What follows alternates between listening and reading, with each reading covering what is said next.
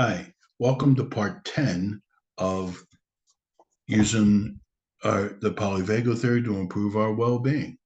We're almost finished now. This is the last clip. Clip 11, we're going to get into bring it to a close and evaluation.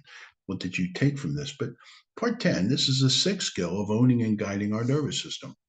This is about strengthening our vagus nerve and our vagal tone.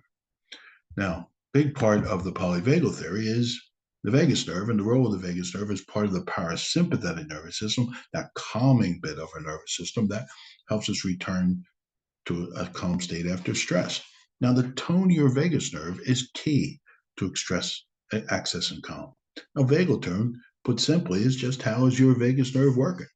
Now, vagal tone is measured by tracking your heart rate alongside your breathing, your rate.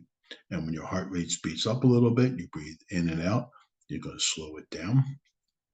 But we're not going to be able to get that technical to begin to measure our heart rate and breathing. But a higher rate of vagal tone means your body returns to a calmer state after a stressful experience. This doesn't mean you'll be less activated, but you'll recover more quickly. Now, if your vagal tone isn't working as well, you won't recover as quickly.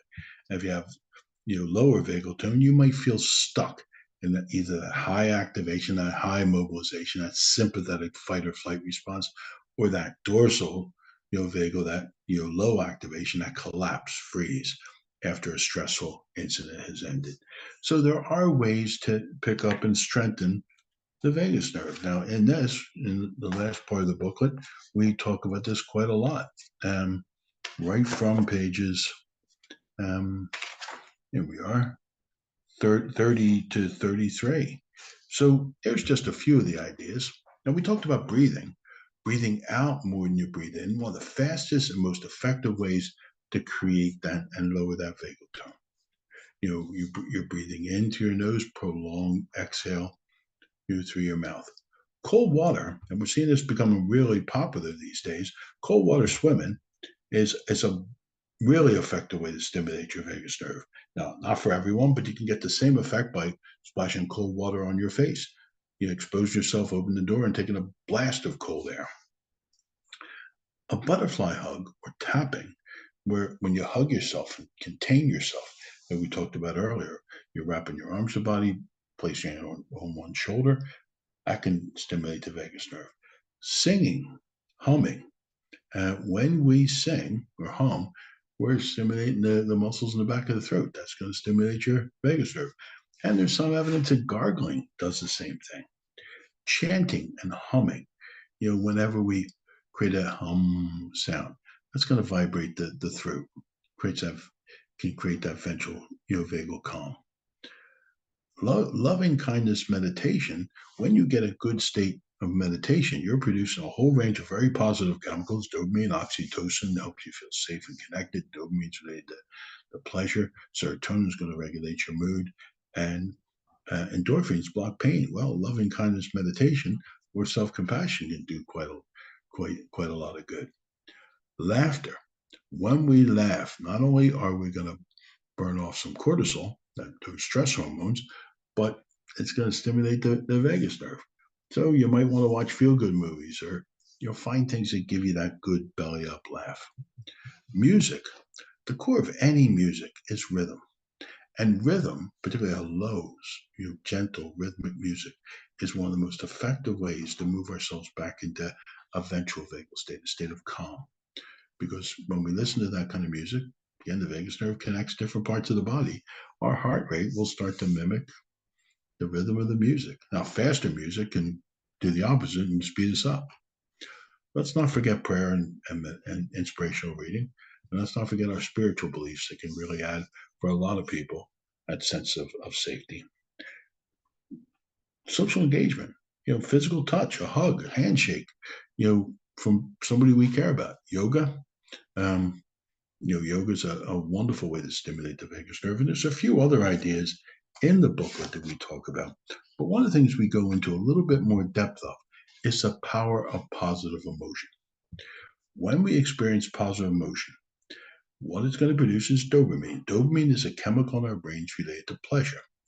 Now, when we do this purposely, regularly, consistently, we're experiencing positive emotion, we're going to produce dopamine. What that creates is better cognitive flexibility because it improves dopamine pathways in the brain. Now, this is similar to what Rick Hansen talks about, taking in the good. There's so much negativity in the world, so much stress, and that if we keep our eye out for the positive, go out of our way to create the positive. And Rick Hansen talks about don't just have the positive experience, but there's a lot of this work, and the same with glimmers and anchors, where you notice it, have the positive experience, but find a way to enrich it. Turn up the volume, stay with it for a few minutes, absorb it, and link it. Name the benefits. Now, in the workbook, we have a way to for you to keep an eye on what you're doing to support your vagus nerve.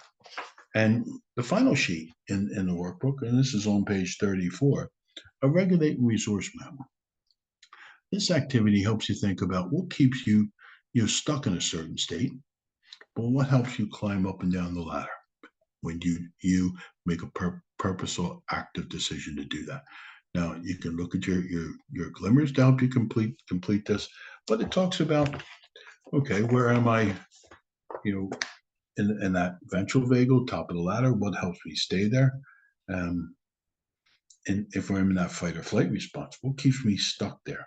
What helps me move out of there?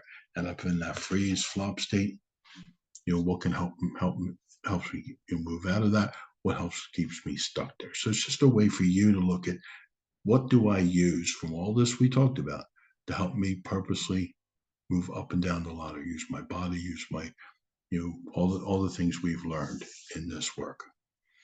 So that's pretty much the 10 clips. The next clip is going to be bringing it to a close and pointing to you for an evaluation, because it's so important for us to hear what do you actually do with this? What difference did it make for you? Thanks very much.